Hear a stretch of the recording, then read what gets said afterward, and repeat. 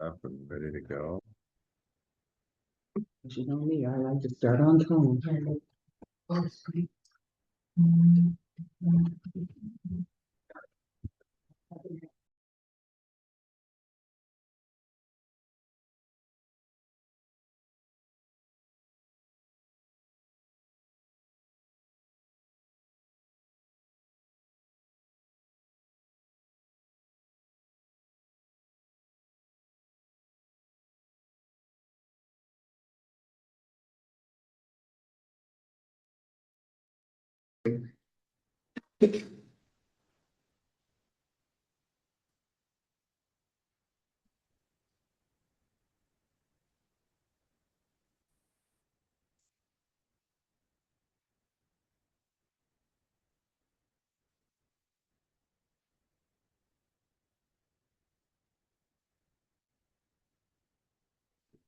Figured out how to disable that You that bell of yours that you hear Bill? join and come in. Oh, okay, are you?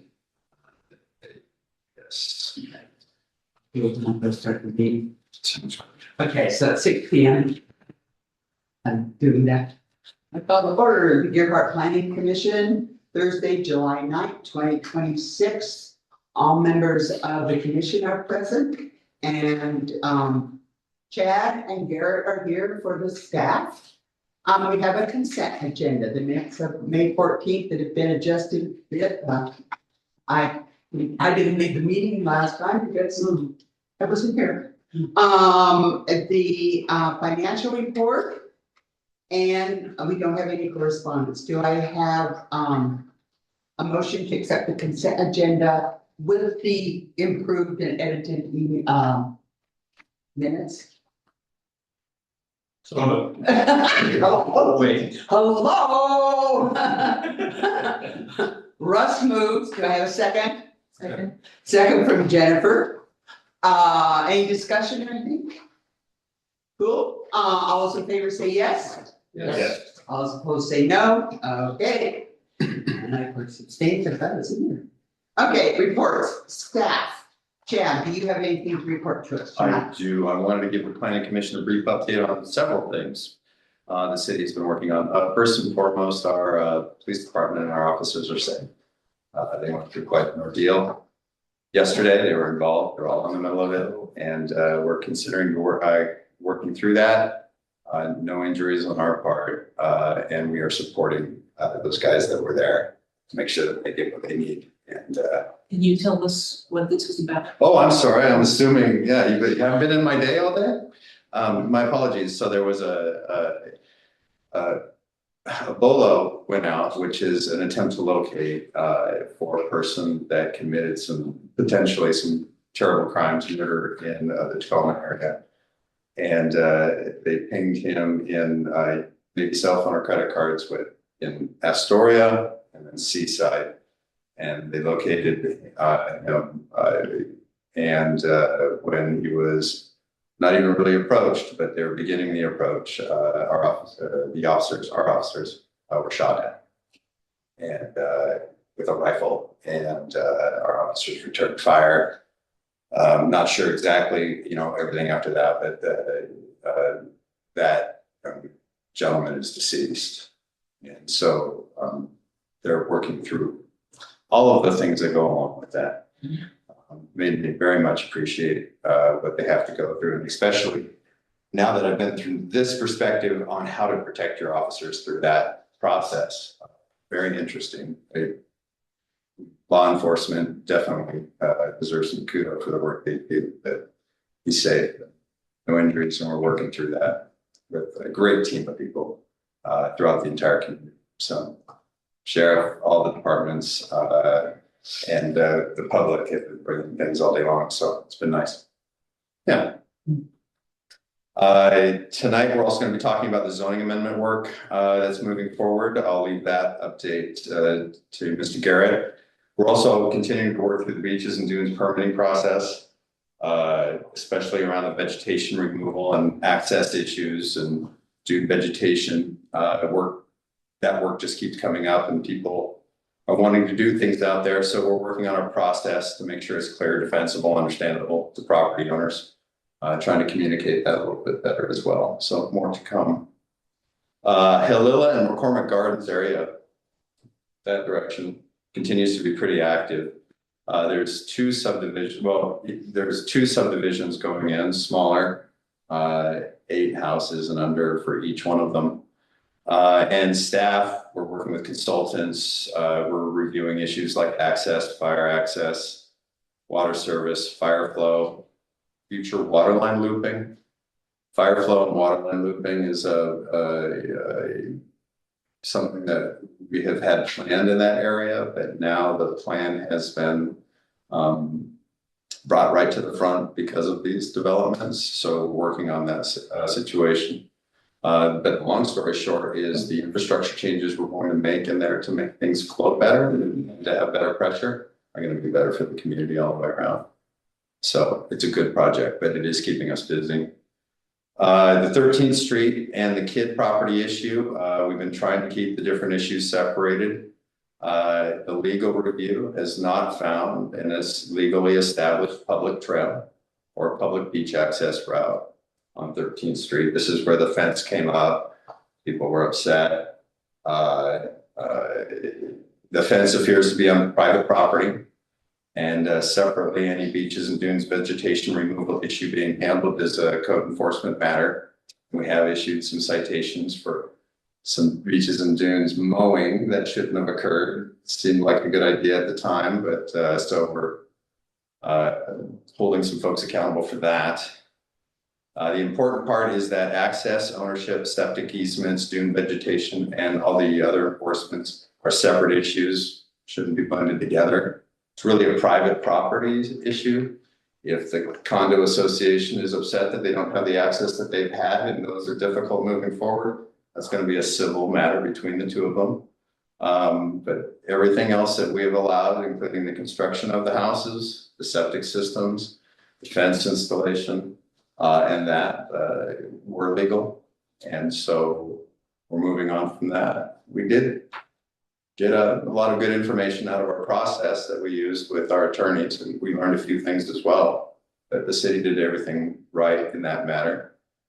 So we move forward. Thompson Creek is also moving forward. I don't know if some of you are aware of Thompson Creek. It's up Lewis and Clark Road. It's about 60 some acres that the city of Deer Park owns of forested land. It used to be our watershed back in the day when Deerhart had 200 residents. There was a 2-inch line that fed those residents water.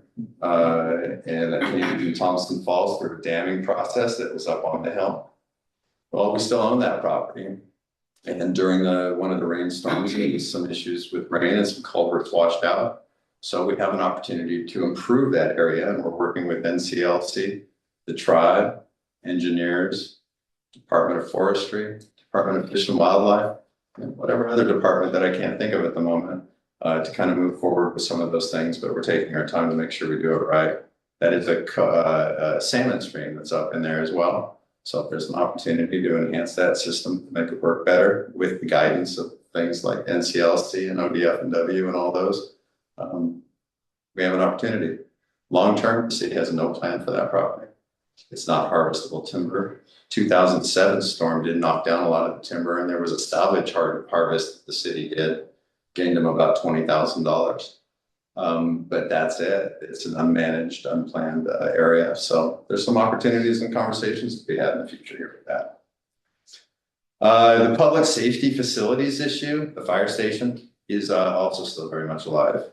Obviously, the bond did not pass, but the underlying problems did not go away. We still have serious fire station deficiencies, police and city hall space needs, seismic concerns, public works facility needs. So the city is preparing a more structured public conversation before deciding what to do next. We're going to try to bake that cake a little bit differently. And so we're trying to learn as much as we can. And so there'll be a town hall that'll be coming up to have some discussions about that situation and to get more information from folks. Because frankly, some of us are still a little perplexed, but we'll figure it out. So, excuse me, Jeff, don't we have OSHA violations on that building? We've mitigated a few of them, I mean, but there So are what things happens- that we can't fix that they would like us to see if it was a new building. But the ventilation issue, the door issue, the turnouts in the fire station, in the exhaust, are all issues we have to fix. And that is part of the OSHA issue. I mean, so if we never build a fire hall, could eventually say, shut that building They down? could give us willful violations for not repairing what it is that needs to be repaired, especially in those 3 safety areas. And I might be missing one, but I don't think so. The doors, the ventilation, and what was the third I mentioned? Turnout. Thank you, the turnout in the exhaust systems and the turnout needs to be repaired, and those are things that we can do. The underlying issue is the building. Walk along the outside of the wall, take a look at it on the west side, and you'll see some things that are a little concerning. There are cracks all the way through and through. Seismically, that building is tough, and that disconnect between people understanding what type of infrastructure needed to happen in order to get a new fire station there, which caused a lot of panic, $33 million, versus trying to fix this one up and to make it last as long as possible. It kind of seems like that's where we're at. I mean, a new building, no matter what, is going to cost you between $5 and $10 million just in the foundation. So we're going to deal with it the best that we can, but we're going to have open communication, and we're trying to learn everything we can on a ton of conversations. And so we want to structure that next conversation to try to elicit as much information as possible and bring the community along a little bit differently. That connects directly to, I think, 4th of July. From the outside, I think most people saw the next morning the town was pretty well cleaned up and back to normal. We had a wonderful street dance. It was great. Kids out there was amazing, and then the adults afterwards were fun to watch. The 4th of July parade went really smoothly. No issues to be had with that. But what you did not see was how close to capacity the city was. And I'm not sure how this really affects the planning commission in making the decisions for land use, but I just kind of wanted to make you aware that our our fire department, public works, and volunteers were active from about 7:30 in the morning Saturday until roughly 4:30 in the morning the next day. Police and fire both handled a very high call volume. I think in the fire department, we had 90 calls for service of various fashions in that one day, and police had over 70. It may have been one, and also Deerheart turns out to be the most busy with law enforcement and fire action of any city in the county. We were busier than Seaside. We had other communities calling us on the radio, both police and fire, but especially police, saying, like Cannon Beach, can we send you help? You guys sound like you're extremely busy, and we were. So from a public safety standpoint, it was, I guess I don't want to overstate it, but we barely held it together, and it became dangerous, and we need to have a serious after action conversation about staffing, communication, crowd control, beach impacts, garbage, public safety facilities, and the state responsibility for what happens on the beach. But yeah, even the counselors, I haven't had a chance to talk to them about what had happened, but the staff here, and we had, well, there was rumors of 20 state police in Deerheart at one point helping us, but there wasn't quite that many, I don't think. We had between 10 and 15 additional officers trying to assist us. The public generally doesn't see that side of it because we clean everything up and make it look normal again, but we were at the limit. So that needs to be a part of future 4th of July planning, and we'll make sure it is. But just want to make you aware. The city is also working on a broader strategic planning. The council is trying to develop a clear direction around maintaining the existing services that we have, including public safety, water infrastructure, reserves, livability, long-term financial stability. That matters to the planning because growth, infrastructure, service levels, and public expectations are all connected. So, we'll just be more plain with you folks about where we're at budget wise, so that when we're making decisions in the planning commission, that can be helpful to you. Water planning is becoming more central to land use decisions as well. The city's working on water rights, as you know. Warrenton Water Supply Coordination, we got a good agreement with the city of Warrenton for a good amount of time for a good amount of water. So that doesn't stress us out at all. Warrenton's been a good partner with that. It is expensive. And you're paying that through your rates. But it's working. So I'll let you know, I haven't heard of the review. Again, they're way behind at WRD, and we're probably 6 months into the time they said they were going to respond to us, and they haven't. And we've been keeping in contact with them to try to get that going as best as possible. USPS mail delivery transition is still active. We're still working with USPS on the Gearhart delivery boundaries, street delivery, cluster box options, service impacts after the post office contract unit closure. It's not strictly a planning commission issue, but it affects the residents. So I wanted to make sure that you knew that was going on. And at the end of this, I can answer any questions. I've gotten some answers back from USPS on some of the things we're asking. This one is we're discussing transient lodging tax and short-term rental tax right now to make up for the budget cap that we have here in Gearhart. Because general fund revenue is not keeping up with cost, of course. And so we're looking at doing that increase, and I've been contacting some of the administration with condo association, and it's put together a group of people so that they're aware of what's going on. But as we look at what we're going to do with these taxes and the revenue that comes in, keep in mind the law change that starts January 1 of this upcoming year. Any new tax that we put onto these is a 50-50 take. So the city general fund could take 50% of it. And then the other 50% has to be used for a visitor type activity, which is a little muddy. Don't ask me anything really particular about that, but my team is working on that with Barry Ilsner and Hammond, our attorneys. So we'll continue to have some communications about that. And maybe somebody would want to get involved. So yeah, I guess the theme is planning and infrastructure and safety. Any questions? That was a lot, I'm sorry. But you're on. Thank you. What is the budget gap? No. How much is the budget gap at this point? Less than what we thought it was going to be. Our cash carry forward was better than what we anticipated because we were saving money at the very end. Pretty, we were taking some measures. So it's, let me guess, around under 200,000. Okay. And so that in Seaside, they call it the tourism tax, but we don't really do that here in Gearhart. It's called the same thing. Transient lodging tax. Right. But you call it visitors. Well, visitors is how we'd have to spend those. Right. Whether or not that, so that's not necessarily a transient. They are, but right. That's the verbiage, yes.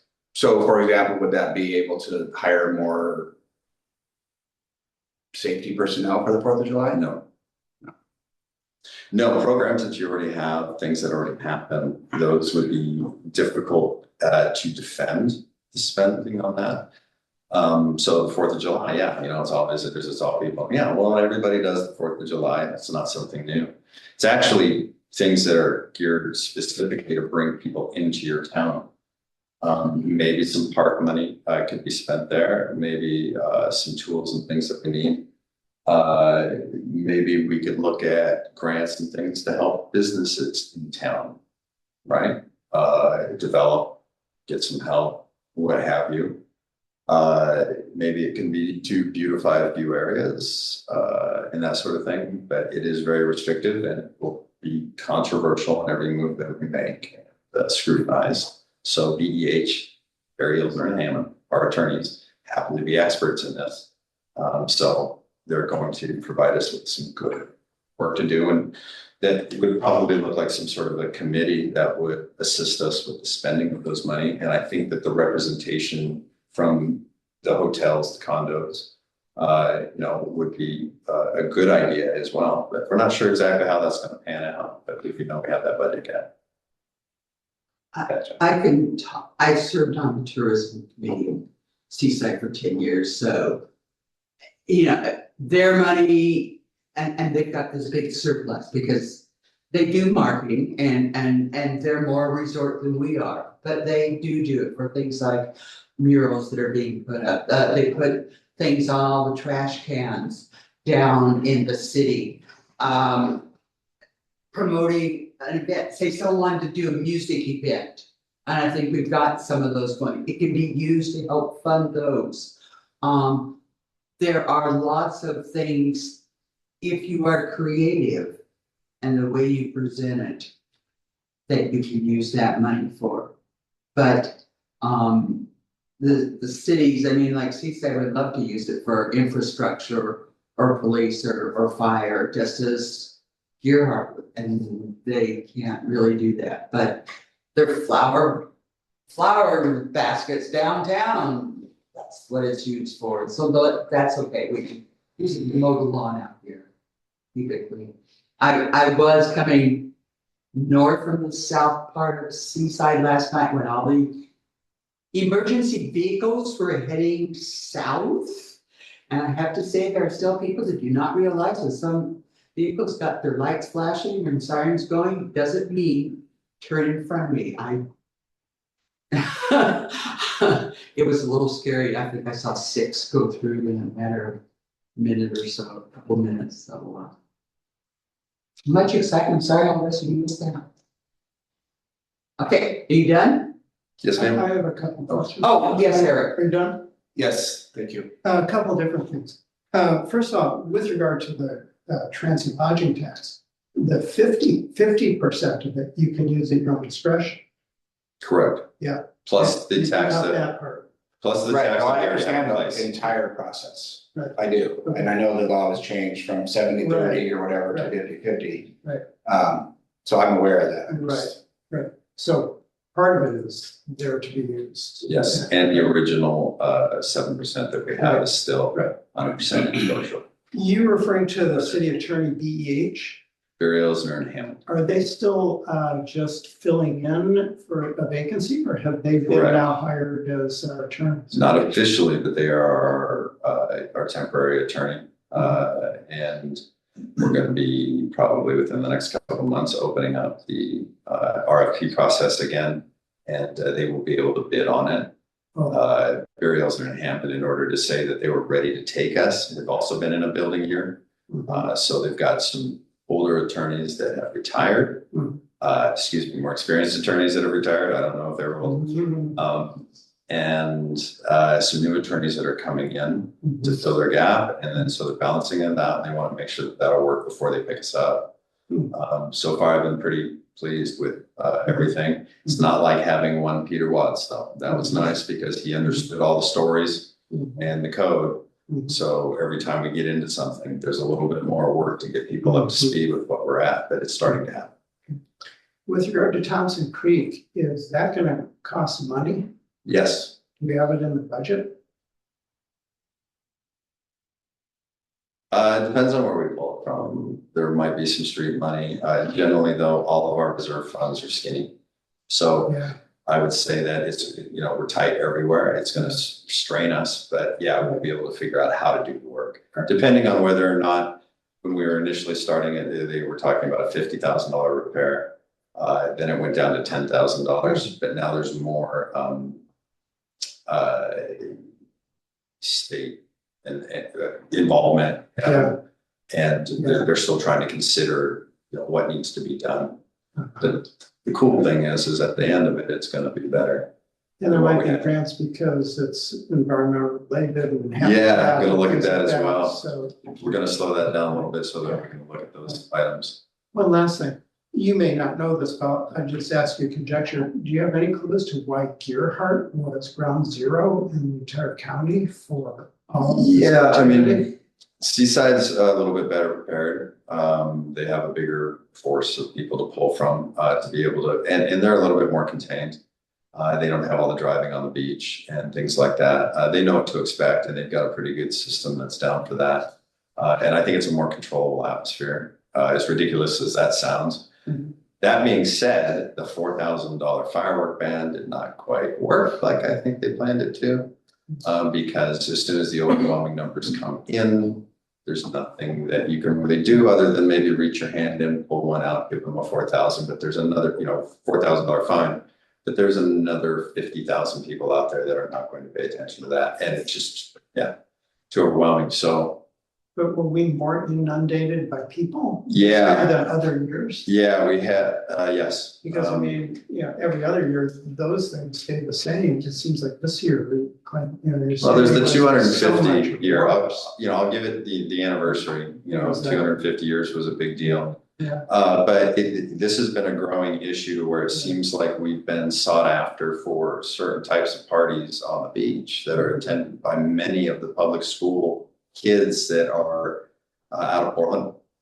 I mean, not all of them, but a large majority, Calvin Gable, Lincoln, Benson, all of them.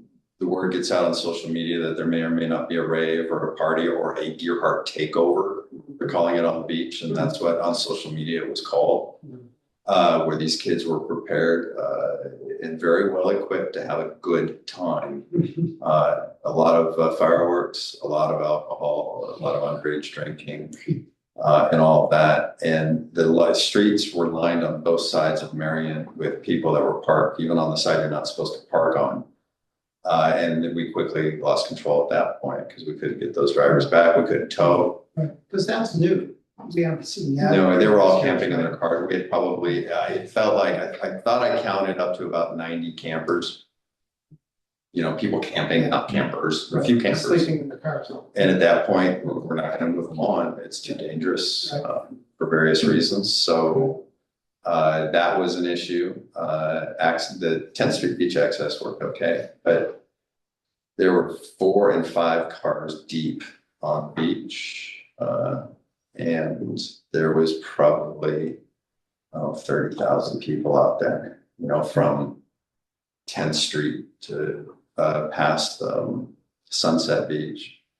And it got really crazy. It was to one point, to tell a little story, and then we had a call at about 11:30 at night. We pull all of our forces off when dusk hits because it's too dangerous. Okay? So there's, where we've gotten. It's always kind of been like that, but not like this. We got a call for an overdose. A young man was overdosing. And so we had to tactically figure out how we were going to get down to the beach. And to do that, we had to put a convoy together with law enforcement and the fire department because we knew we were going into a war zone. And they got in there, they went, and immediately it started going bad. They kind of circled the vehicles around like wagons. Crowds started coming in. Fireworks started hitting the police cars. And we're talking the major mortars lit, thrown, and the explosion goes. That's supposed to put it up in the air. Then the explosion goes. And so at the cars, and crowd was coming in. Thank goodness a rave started, a 40-foot bonfire went off. The music and the light show started because I actually had lasers at this thing. And the kids turned around and was like, hey, let's do this instead of, surrounding what was going on. So it was very dangerous. We're still having people that are questioning what they were doing out there, what we were doing out there. And I can't put my team in that position again. It was that dangerous. We had state police assisting us. We had the county doing everything that they could. This isn't the time or place for this conversation, but I can't imagine what you can plan for to do different next year. Yeah, it's gonna have to be some big decisions made by some government entities to figure out how to help slow down and quiet. We'll do everything we can, and we're gonna start planning it a lot earlier. We thought we were ready. Yeah. But not for that. Like you're just overwhelmed. Well, is it possible to get the state to shut down all the beach accesses? Great question. That's one we put into the idea bucket. We're not advocating for anything. We're just putting ideas in there. shut down 10th Street, well, then where do they back up and walk into? You know, we're gonna have to consider that, you know, human movement is a study in school on its own. Right, so how do you move that? How do you advertise in advance? Do we shut down the beach? Do we tell them that we're not gonna go on the beach no matter what, and the state's gonna have to take over? And how would they do that, short of National Guard? I've been around here for 30 years. I love the 4th of July. I love everything it's about, but this was different. Yeah, so we'll work on it. But, you know, I don't think most of Gearhart understood any, they didn't see that. Except for the people that were up front. There's a lot of good videos online if you want to see them. I was down the beach at Seaside Saturday, Sunday. There were fewer people down there in Seaside. The safety zone was almost twice as big as it's been, where people can actually come in to see the fireworks. So everyone was shoved to the north. And the cabanas that they put up were like huge 3-bedroom cabanas. But it's mostly families. It's so much families down there. There were not as many people down the beach on a Saturday, 4th of July, as I've seen in the past. A lot of them are day trippers. But it's just different. But part of the thing was, Cannon Beach, they don't allow fireworks because they have their puffin thing. They created the puffin thing, actually. No fireworks came before the puffin thing. And in the Seaside with the 4,000 fine, no, it doesn't make a lot of difference, but for some of them, it'll make a difference. So the next place to go to is Gearhart. So, but I would say there were probably 20,000 down at the beach in Seaside. It was not as big a crowd as I've seen before. Some of the highlight videos are pretty incredible in Seaside as well. I think later it gets pretty busy. But Well, yeah, I was down. they had a controlled good time. It seemed like. It for the most was part. pretty controlled. Part of it being because they were so tightly packed. You But- really couldn't be having the big bonfire. You're gonna set your cabana on fire and the next door neighbor's cabana. I mean, Some of the differences is through agreements, both Cannon Beach and Seaside have certain rights on the beach. right. That we do not. And that was established a long time ago and held to where they can, you or the city council could not put an ordinance in place that would affect the beach. Well, Seaside It's our has, jurisdiction. Seaside has had discussions this last. Yeah, they did a good about not having fireworks and it's a discussion every week. Did a So, good job and they were helpful to us. all right, anything else?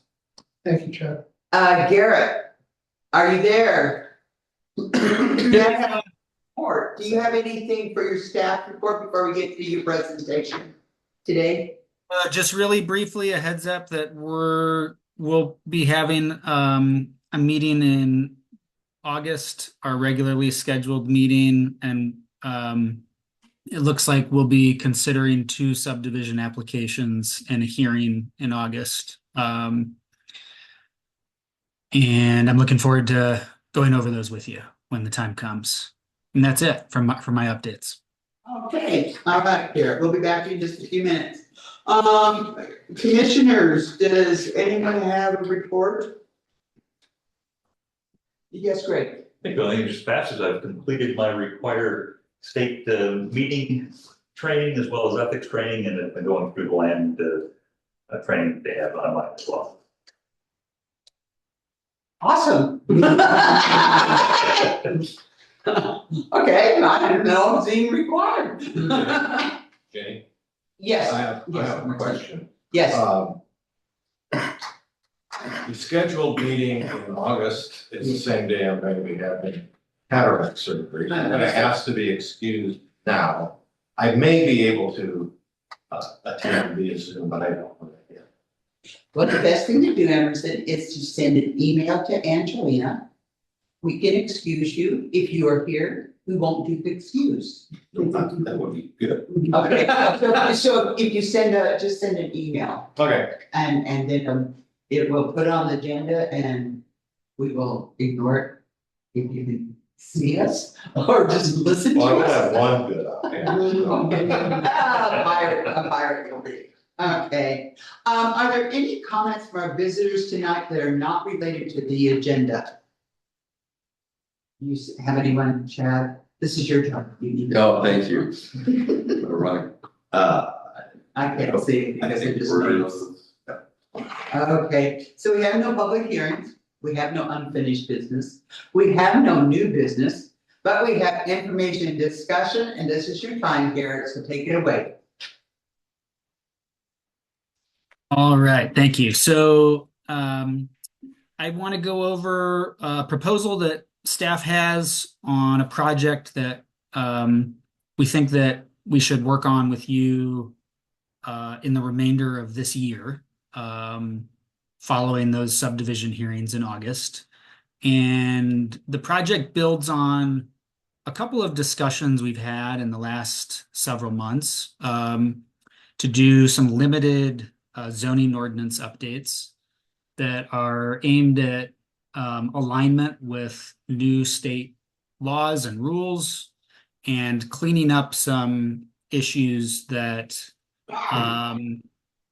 lead to like lack of clarity for property owners and staff. So the project doesn't involve like creation of like new realms of policy. We're envisioning this being a pretty limited scope project, although it involves 3 distinct topics, and I'll review those for you briefly. Before I forget, I wanted to mention that the report that goes along with this item, I meant to include some links, hyperlinks that you could click on to read more if you wanted to. And I was trying to keep the report really brief, and I'm interested when we get to discussion if anyone tried to use those and if they worked. And I think we'd be interested in redistributing that in a way that works. If not, the link that I was using off the Planning Commission packet had a dead link or 2. But in any case, this project would essentially do zoning ordinance updates primarily focused on Article 13, administrative provisions, and also the article for the beach and dune overlay zone. There's 2 topics that would mostly center on Article 13. Are procedures and administrative provisions. The first one is in response to new state rules related to Goal 5 cultural areas. And the second topic that would primarily center on Article 13 is related to housing laws and housing related rules that have been adopted by the state. We reviewed some of the housing related matters in April of this year at our April meeting. The Goal 5 cultural areas topic is a new one for us at the Planning Commission. So I'll start reviewing that. In December of 2025, the Land Conservation and Development Commission adopted new rules that they had been working on in the prior year. And the rules essentially will require 2 sort of new broad areas of action for local governments. One is that when an application comes to the city that will lead to ground disturbance, and it's an application that already requires some form of public notice. Think conditional uses, variances, partitions, subdivisions, rezones. If we get an application like that, and it's predictably going to lead to ground disturbance, the new state rules require us to provide a unique notice to selected Indian tribes that the application has been received and is complete. And then the rules require us to respond to any comments that we receive from those tribes in a specific manner and to include those comments and our responses in the record of the decision. It's really a procedural requirement. So it doesn't introduce new approval criteria to any type of application. But the intent of it is for communication with tribes, between tribes and local governments to improve and to offer tribes a meaningful opportunity to comment on land use applications and have those comments considered in decisions. So that's the first one, the first part of the rule. The second part that requires some different local action going forward is that tribes will be able to propose that certain sites, they're free to propose any site they want to, that certain sites should be considered culturally significant sites under Oregon State Goal 5. And when local governments receive an application for a site to be considered culturally significant, the local government will have to follow a Goal 5 comprehensive plan amendment procedure to complete certain analyses and consider an update to the comprehensive plan to officially designate that site as culturally significant. And along with that, protect the culturally significant resources in some way or another. And so, again, no new substantive requirement in terms of like these sites are already known and you have to protect them in this way, like we do with floodplains, for example. Just new procedures that we're going to have to follow. And the rules say that local governments can implement them directly from statute and don't have to amend their zoning ordinances or comprehensive plans to get ready for that. It goes into effect January 1st, 2027. But DLCD staff, including our North Coast field representative, Brett Estes, and the Goal 5 specialists, are recommending that local governments at least review their codes and probably need to make at least some kinds of updates. One, to signal to staff to not forget to do the notices when there's a ground disturbing application that comes in. And two, to make sure that we have some processes in place to handle a proposal for a new culturally significant site. And along with that, having some way to charge a fee to make sure that we can recuperate the costs of that, rather lengthy process of considering one of those proposals. So that's the first topic that, we think we're not sure if we're going to get applications or how often this is going to come into play, but we take DLCD staff's recommendations seriously. I don't think we want to be caught surprised with a culturally significant site application with no procedure or fees in place, where we have to handle a comprehensive plan amendment.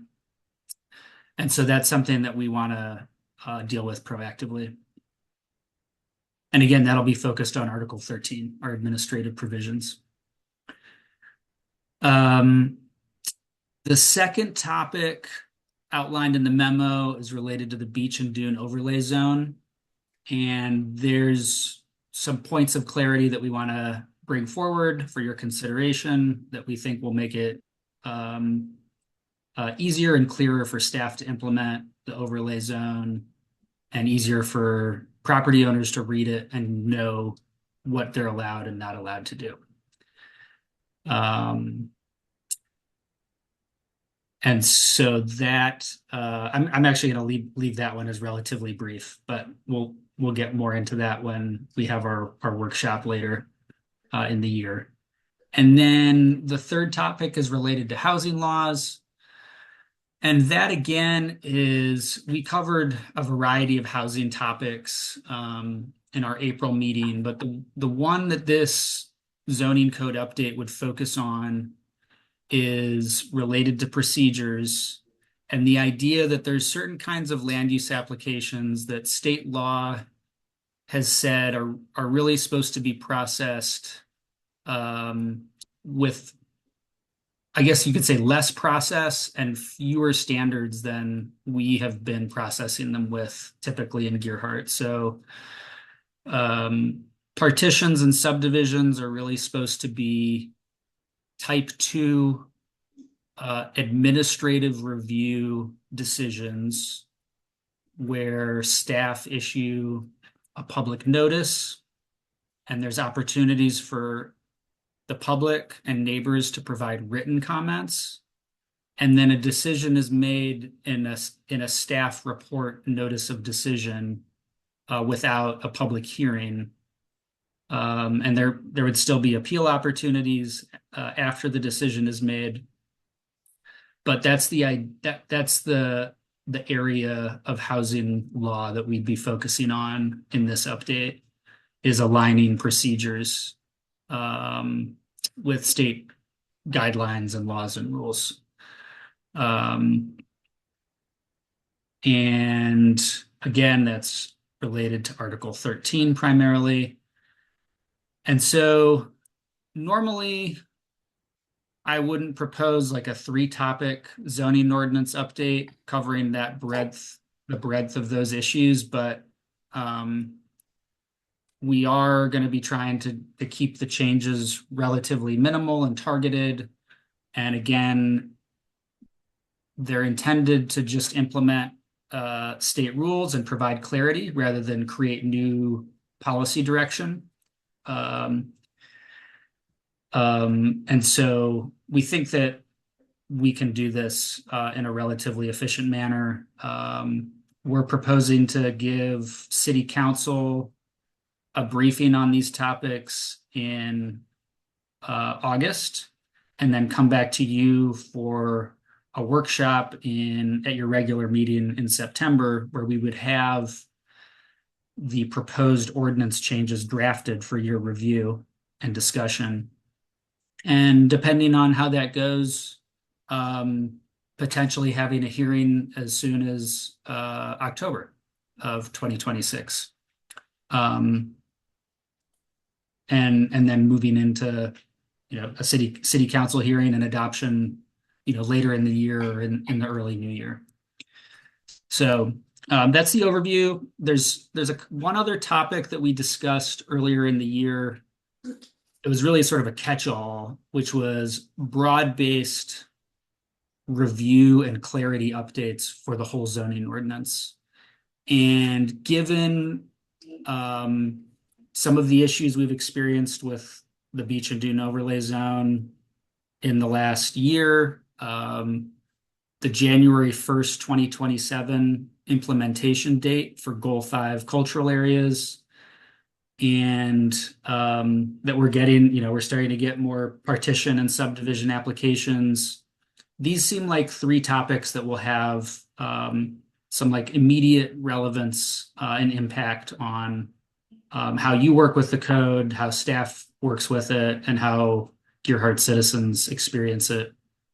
And so I think there's going to be yet more work to do after this, but this seemed like an appropriate sort of project size package to work on together in 2026. So I'll leave it at that for now, and happy to answer any questions. Does anyone have a question? Jennifer? Garrett, could you describe again what would prompt either a revision or addition to the comprehensive plan? Sure. So DLCD has recommended that we review the comprehensive plan related to the Goal 5 cultural areas issues, and see if there's a need for some kind of supportive, sort of broadly supportive policy statement that backs up the zoning ordinance updates that we'll do on that topic.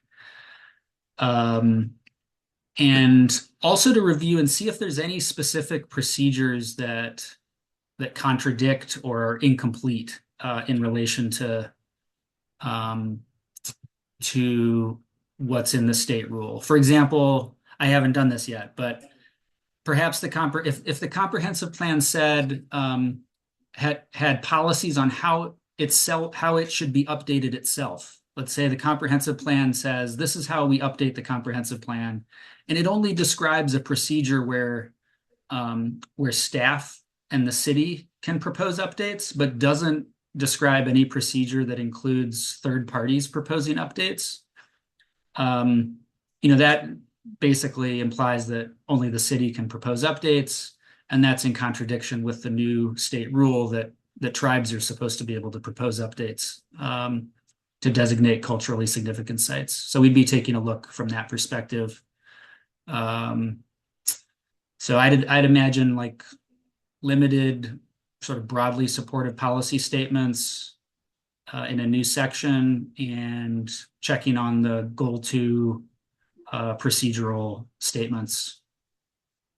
And it would be limited to that topic. I don't think that comprehensive plan policy changes would be needed for anything else that we're contemplating in the housing or beach and dune overlay realm. Although we of course have to, that is like one of the first steps is to inventory those and just make sure we're staying on the right side of them. And if there's an issue, we'll bring it up to you. What is our city's requirement for, does it have to be voted on if we change the comp plan? Does it have to be voted on by someone or the public, or how does that happen? Yeah, so it's we have a planning commission hearing and a recommendation, and then ultimately it's a city council hearing and then a city council decision, and it's appealable under Oregon's land use laws. So it's city council decision. It's not like a change to the city charter. It's not a public vote or something. I don't know what a change to the city charter would entail, but it's a city council action. Yeah. So we listen, we make a recommendation, and then it goes to the city council. Yes, Eric. Garrett, with regard to, for example, to these 2 subdivisions you're going to be bringing forward, will our work on that be impacted by SB 1537? Will our procedures be any different than they would have been before that law was passed? No, we're following our zoning ordinance's direction, which is that subdivisions require a planning commission hearing. And so is an important point of clarification. There seems to be room within state law for us to keep having hearings before the planning commission on subdivisions and partitions, and to have the planning commission be the decision-making authority. So I don't think that we're violating state law by doing that. However, the decisions, at least in regards to housing on subdivisions and partitions,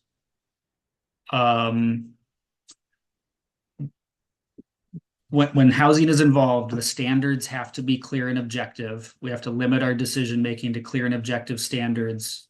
And that really undermines the whole purpose of having a planning commission make the decision, which is that, there's decisions that there's enough discretion and judgment involved that it really shouldn't be up to staff for some decisions. And